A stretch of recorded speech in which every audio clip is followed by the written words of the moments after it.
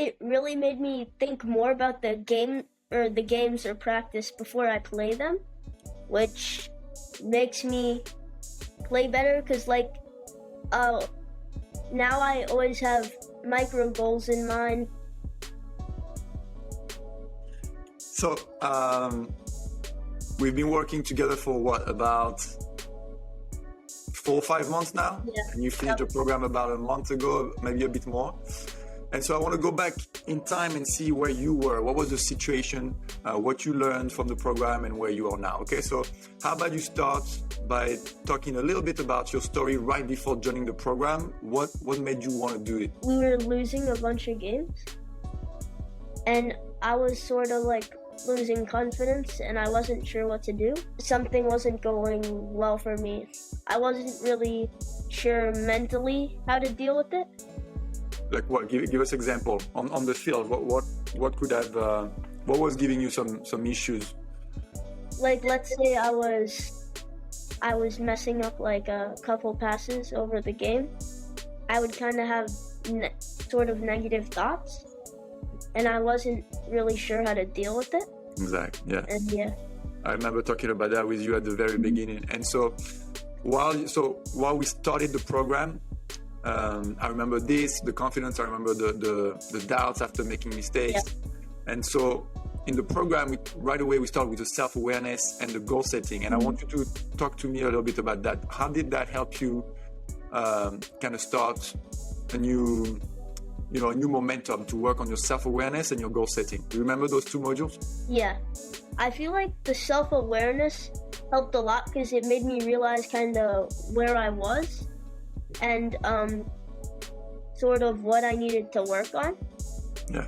And the goal setting also helped me it took me a while to think about it, but it also made me realize what I needed to work on. When you have a goal in mind and you just want to achieve it, you start working harder and you feel a bit more motivation, which is another module. In the first 3 weeks are pretty heavy. There's a lot to learn. Mm-hmm. Was there something that kind of was eye-opening to you or kind of caught your attention and you were like, okay, this is very, very different? All the modules that had like they had like players, how players were kind of related with that module, and how professional players like kind of dealt with it.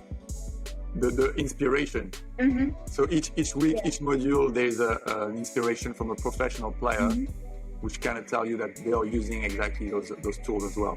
Yeah. And so we talked about the confidence at the beginning. The confidence module is over 2 weeks, and it's a lot. Yeah. What do you remember from that, and are you still applying any of the techniques that you've learned?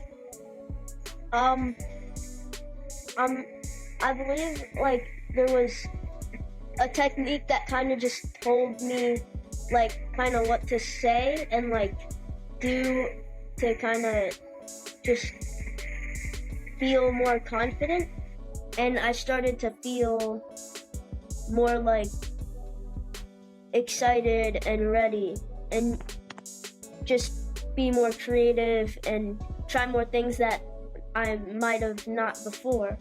If you had to really point out one module, one exercise, one action that you have to take, one sentence that we talked about, I don't know, anything, what would it be if you have to really point out one thing? I think it has to be stress management, because I learned that stress can actually be a good thing, which I think is the one line that actually kind of stuck with me. Yeah. And I really enjoyed learning that because I wasn't sure that stress was a good thing. I thought stress was not good for you. And so explain quickly to the people watching why could stress be actually positive for your performance?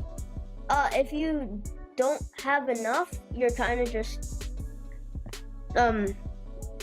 there, and it won't really change anything. Mm-hmm.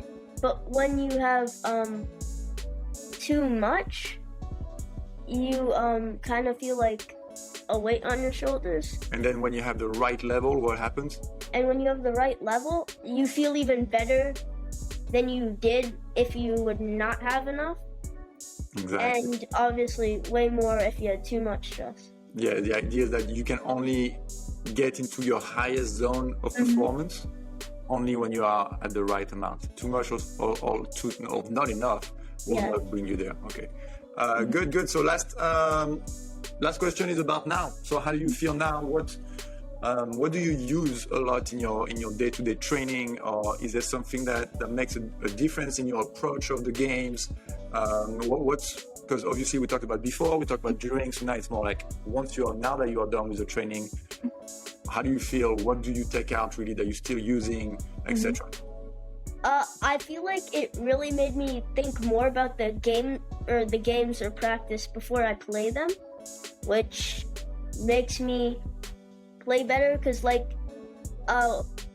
now I always have micro goals in mind before games and also practices, and also during whenever I'm playing. If I feel maybe an emotion that's not great, or maybe if I feel stress, I could be more relieved, or if I just need something to focus and get my head back into the game, I have maybe like a line to say to myself or an action that I do. So you are in control of whatever's happening. You know that you can have an impact on that, right?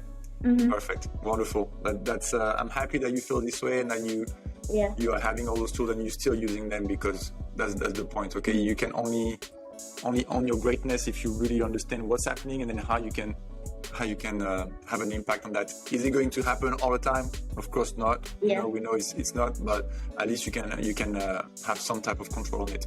Well, perfect. Thank you so much, Jude. Last thing, thank you. If there's a young player watching this video and is thinking about doing the program, what would you tell them?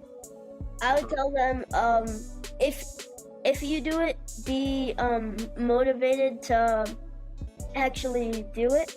Don't just look at it, skip over things, because when you see the whole thing, you